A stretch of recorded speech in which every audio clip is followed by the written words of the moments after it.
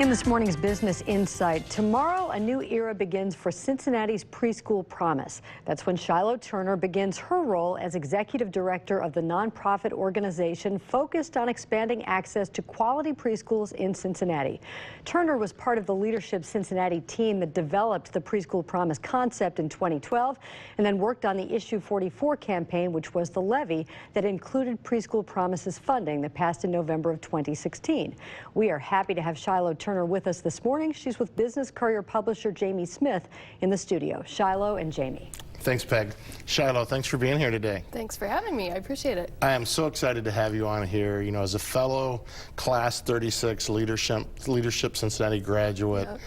I'm excited to see how your project or your team's project developed into reality. Yeah. Talk about how that happened. Absolutely. Well, it goes back more than 5 years, and actually a lot of us were in attendance to the Greater Cincinnati Foundation's annual luncheon that was honoring John and Francie Pepper.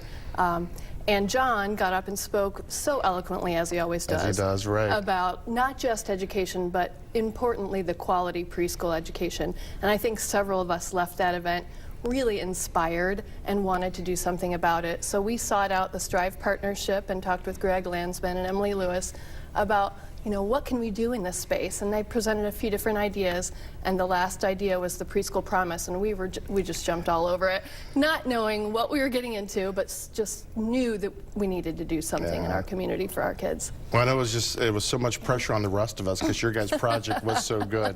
Now, I know Stephanie Bird has been interim leader for about a year, and I know there's been a lot in the progress, but tell me right now, where does CPP stand in terms of enrolling children in this program? Sure. So we have over 1,100 children that are being directly attributed with tuition assistance, but more importantly, we also have a number of other classrooms that are step up to quality classrooms that are also benefiting those kids. So if you think of it as a ripple effect, we're benefiting 1,100 directly with tuition assistance, but others as well, and that's just in our first year. Yeah.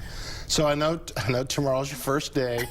What are the priorities you see going in? I mean, do you have a preset list of important priorities? Well, I think that it's really important to acknowledge that we have a formal and very strong K-12 system in Cincinnati Public Schools.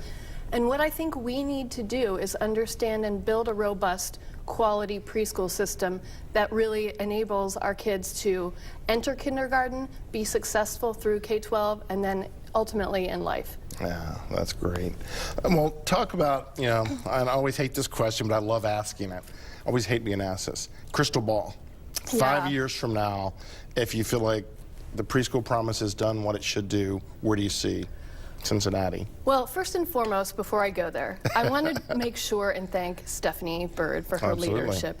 She, not only in the last year as interim executive director, has done a tremendous job, but quite frankly has been a stalwart advocate for early childhood education for the last 15 years. We wouldn't be here without Stephanie, and so many other people in the community that are dedicated to this cause.